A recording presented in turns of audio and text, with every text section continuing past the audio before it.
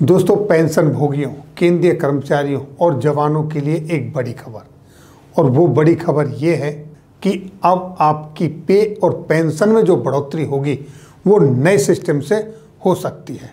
और वो जो नया बदला हुआ सिस्टम होगा वो सिस्टम होगा शायद दोस्तों ऑटोमेटिक पे रिवीजन सिस्टम।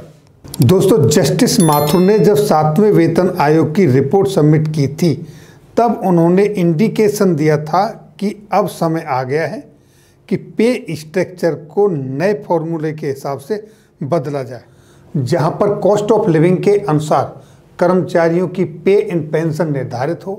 क्योंकि अब समय आ गया है जब कर्मचारियों को महंगाई के अनुसार उनकी सैलरी दी जाए।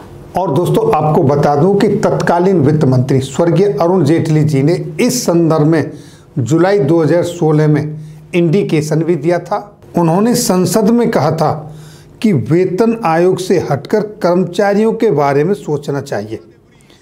और उनका कहना था कि मध्य वर्गीय कर्मचारियों के साथ साथ अब निम्न वर्गीय कर्मचारियों के वेतन में भी बढ़ोतरी होनी चाहिए, उनकी वेतन में भी इजाफा होना चाहिए।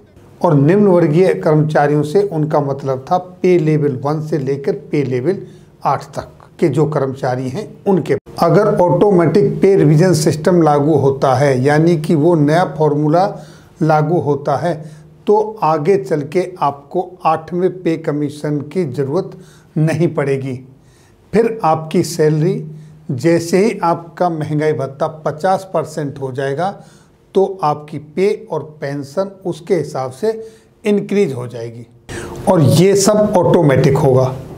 और कहा तो यहाँ तक जा रहा है कि ये जो इंक्रीज होगी सैलरी, ये आपके परफॉर्मेंस बेस्ड होगी, यानी कि आपको जो इंक्रीमेंट लगेगा वो आपके परफॉर्मेंस लिंक्ड इंक्रीमेंट होगा।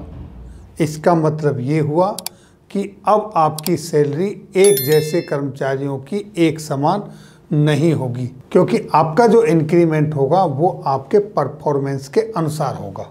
इससे क्या होगा, इससे कर्मचारियों की अकाउंटेबिलिटी बढ़ जाएगी। तो दोस्तों, फिर स्वाभाविक है कि आपकी सैलरी एक समान नहीं होगी। और दोस्तों, ये जो खबर है 7वां वेतन आयोग की जैसे ही रिपोर्ट आई थी तभी से लेकर चली आ रही है, कभी सोशल मीडिया में तो कभी प्रिंट मीडिया में। लेकिन हकीकत तब पता चलेगा जब गवर्नमेंट का नोटिफिकेशन यानी कि सरकार की अधिसूचना जारी हो जाएगी। तो दोस्तों, ये थी जानकारी ऑटोमेटिक पे रिवीजन सिस्टम के बारे में। इसी तरह की आपके वेलफेयर से जुड़ी हुई किसी